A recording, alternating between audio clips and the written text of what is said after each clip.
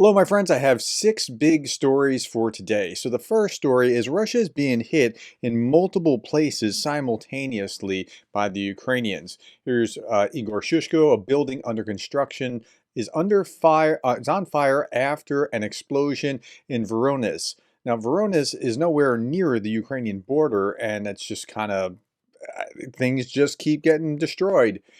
Here's another huge fire in Novorossiysk on the Black Sea coast near Krasnodar Krai. And here's another, well, it's not on fire, not yet.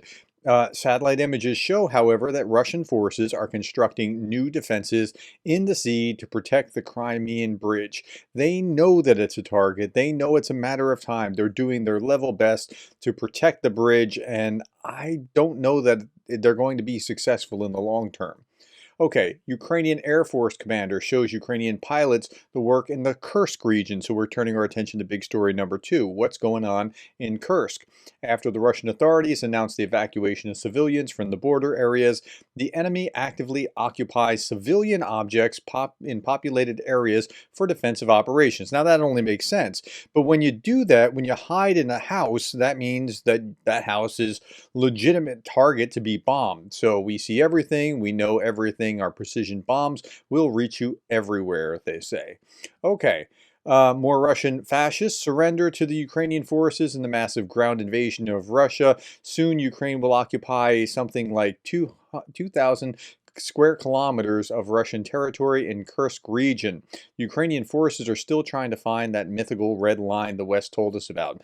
So right now they own about 1,300-ish square kilometers, and when they get to 2,000 square kilometers, that will be half the size of the state of Rhode Island, the smallest state in the United States, but that's pretty big.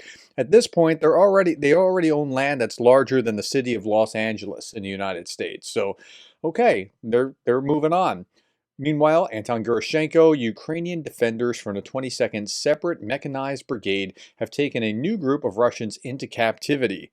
Okay, so I mean, the amount of times that I've seen videos here in the last 2 weeks of another group, and I've never showed you, to my knowledge, twice a group of POWs being taken by the Ukrainians since they entered Kursk. I mean, it's been at least a dozen times that I've seen this and showed this on here. Okay, so ground forces of the armed forces of Ukraine are judging by the chevrons and the soldiers from Akhmat unit are also among the captured. Okay, so here's the Akhmat patch. Okay, these are Chechens. Chechens were supposed to be some fierce fighters, but after the First and Second Chechen War, these guys are pretty terrible, actually. Okay, so Putin, meanwhile, is doing any sort of thing that he can to pretend that nothing's going on in Kursk. First, it was about inspecting the production of sugar-free sweets in Tula, and now this in Chechnya. Kadyrov Jr.'s tactical skills are mad, though. Okay, so this is Kadyrov, the head of the Chechen government, and here's Putin with the earphones. Now, what they're watching here is a dazzling display where Kadyrov's son is running around shooting at things. And now his son is 16. 16, and he's been put as head of the Special Forces Academy or something. Yeah. So what you see here is what we talked about the other day with the Peter principle, but it just comes faster with authoritarians. In the Peter principle, I talked about it the other day, you are promoted to your until you're incompetent. I mean, that's what it is, essentially. And that happens in businesses, but it's happening with authoritarians like Putin and Kadyrov much more readily. Okay, next. Parents of Russian conscripts continue to demand that Russian Ministry of Defense return their sons who were captured in the Kerch region. Now, there have been, looks like at least 1,000, probably upwards of 2,000, and with a potential of another 2,000 to 3,000 to be bagged, that they're surrounded. They can't, like, they're encircled and will probably have to surrender or die. So these parents want their kids back. I get that. I'd want them back too. Their kids don't want to actually be there. They're conscripts.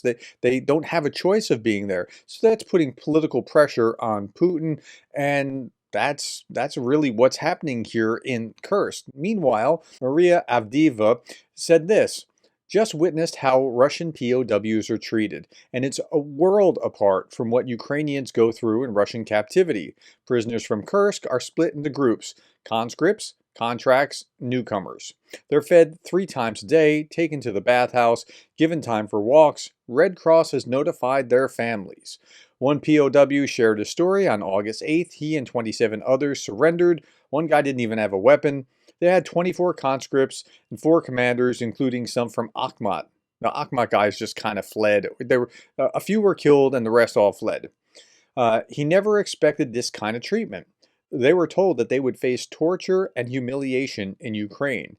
It's hard to see the contrast what Ukraine returns and the condition our soldiers are in when they come back, exhausted and broken after inhumane treatment. And I read that upwards of 95% of Ukrainian soldiers have been tortured by Russians in captivity. Okay, now we just talked about Kursk, so breaking. Let's go to the next big story. Ukrainian forces open a new axis in the invasion in Russia, right next door to Kursk in Bryansk. The Bryansk district borders Belarus, and they're just continuing to push. So it'll be interesting to see how far they can go with this to expand this area, whether they're going to go up to Bryansk or down to Belgorod or just what. Okay, again, Kursk is right here on the border, and here is, again, Kursk, and Bryansk is right next to this, and this is Belarus. Okay, saw this and I thought this needs some explaining. Read why Ukraine finally ratified the Rome Statute. Now, if you don't know what the Rome Statute is, it's what created the International Criminal Court. And Ukraine was not a party to this, Russia was not a party to this, but neither is China, India, and the United States, and there's some reasons for that. But there's 140-ish or so countries that are signed onto the Rome Statute. The question looms, who will bring these perpetrators to justice for the horrors inflicted in places like Bucha and Mariupol? This is where the Rome Statute comes into play. For over 2 decades, Ukraine hesitated to embrace this treaty fully, signed in 2000 but left unratified. Concerns lingered, including fears that the International Criminal Court might be manipulated by false Russian accusations against the Ukrainian military. Now, that's a legitimate, real fear. Like, the Russian propaganda about what Ukraine does is severe, so I would be nervous too, but there's such an overwhelming need for the ICC to operate on behalf of Ukraine that they've signed on to the treaty now. The landscape shifted dramatically on 15 August 2024 when President Zelensky submitted a ratification bill to Parliament. Just days later, on 21 August, lawmakers approved it. This pivotal move is expected to bolster Ukraine's international standing and enhance its ability to pursue justice for the staggering number of war crimes. Over 130,000 documented war crimes since 2022 alone. So, what's the Rome Statute and how does this all work? This historic document, adopted in 1998 in Rome, defined the crimes committed in international conflicts and the responsibility for them, which led to the creation of the International Criminal Court. That same court, which found enough evidence to issue arrest warrants for President Putin and Maria Lvova-Belova, accusing them of unlawful deportation and transfer of children from occupied areas of Ukraine. The ICC prosecutes individuals for genocide, crimes against humanity, war crimes, and crimes of aggression. I'm sorry, I misspoke earlier with 140. 124 states that ratified the Rome Statute are obliged to arrest suspects related to any of these crimes, including Putin. Russia withdrew its signature from the Rome Statute in 2016 after the ICC classified Russia's annexation of Crimea as an international armed conflict, which is exactly what it was. Now, other global powers like the US, China, and India have not ratified the Rome Statute. The US, for example, fears that the ICC could prosecute American citizens, including high-ranking military personnel, for actions taken in their official duties, especially in conflicts in other countries. And that fear that the US has is that other countries who don't really like the US would trump up charges against them, and then we'd be under their authority and Americans just aren't having that. Now, neither are the Chinese or the Indians, so that's what's going on there. Ukraine has used the same reasoning to postpone the statute ratification as the US, and it was especially exacerbated by the full-scale Russian invasion in 2022. While Ukraine is defending itself, some soldiers and commanders still worry that they could be accused of war crimes and therefore be sentenced by the ICC. I don't think it's going to break that way against Ukraine, but I get why they're worried about that or what could potentially go wrong. However, there haven't been any independently verified cases of large-scale crimes by the Ukrainian military in the war with Russia so far, except for staged propagandist news reports like RT and things along those lines. So the Ukrainians have ratified the Rome Statute. Okay. The other day I showed you this. Ukraine has today officially banned the Ukrainian Orthodox Church. Well, of the Moscow Patriarchate. It's not all Orthodox or anything like that. Now, I do want to show you this. These are Christian churches in Ukraine demolished by Russia. So you're just getting the sense of, well, it's not that the Russians are being persecuted in Ukraine. Ukrainian churches are experiencing quite a bit of destruction, persecution from the Russians. And that extends to even personal destruction, like what they're doing to people who are not Russian Orthodox. They're really clamping down on them within occupied Crimea and other areas. So that's what's happening. It's if you only listen to the one side, the Chaebao side, you would get a vastly skewed picture of what's actually happening here. Last big story, Jake Bro's fundraiser kicked off just 2 days ago. And where are we right now? $520,000 of a $1 million goal. That's just, it's absolutely amazing. He's going to smash through that million in no time flat. Now, I want to give a special shout out.